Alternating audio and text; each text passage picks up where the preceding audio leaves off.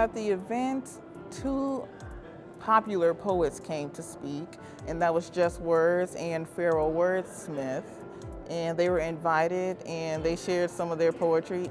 It was an open mic, so many people got to share, including rappers and singers and people who just did spoken word. That was my first time seeing a slam poetry event live, and I was really inspired. That's what made me go up, and it was deep, so I felt connected to it. I am what most would call a street poet, and I would say street poet because I came from a community that a lot of people talk about as being real violent, real poor and everything, and I was a product of that environment as well. But to get to this point now, writing is the listener. I can write down everything. I don't have to worry about nobody judging me.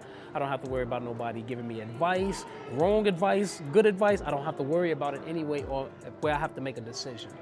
I just want somebody to hear me. Well, he was telling me about how you just need to get out there and do it, because honestly, it was my first performance. I never performed poetry, and he just said sometimes you're gonna have to be uncomfortable to be successful. Once I started speaking and spitting my poetry, it did feel empowering. Sometimes you could be your biggest critic. Whether you may think a poem is bad, but that poem could touch somebody else. It was a great experience for me for my first time speaking and my first time actually reciting something that I actually wrote. And so it was a great experience for me.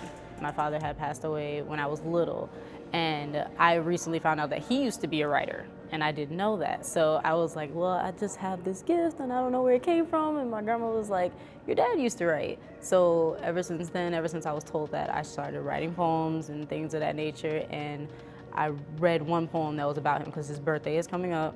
And so the first week of February, all the way to the 11th, I'm writing a poem every day and posting it on Facebook in memory of him. And I read one of them up there. The first time she was nervous. The second time, she was a little passionate because it was about a father.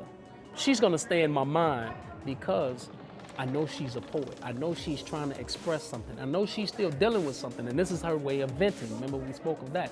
This is her way of venting to the paper.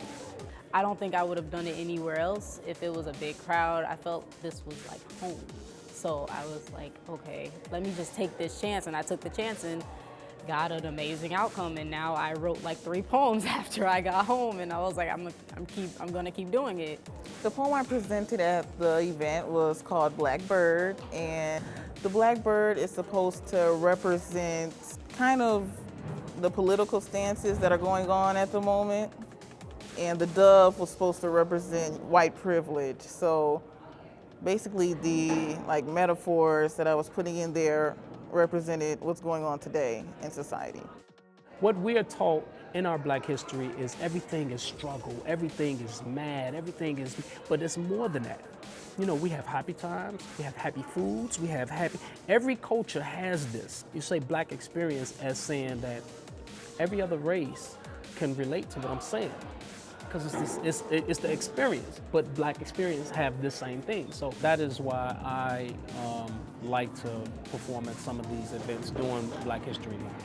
I'm faced with the fact that you gave me a dream of a scheme that would seem out of this world, so I continue to sing. Lord, it's so hard. He has so much force, and when it comes to poetry, you're able to feel that connection when they deliver their poems. You're able to feel it. Like, I felt really connected to what he was saying, and it made me feel good. Like, I felt like I could do that. Like, I could be just like him if I really wanted to. He told me about some of the struggles that he has been through, and it really inspired me to keep writing, and that what you've been through can never be too much to share. And I feel like everyone has a story, and their story matters. So I just really love expressing myself and hearing other people's stories as well.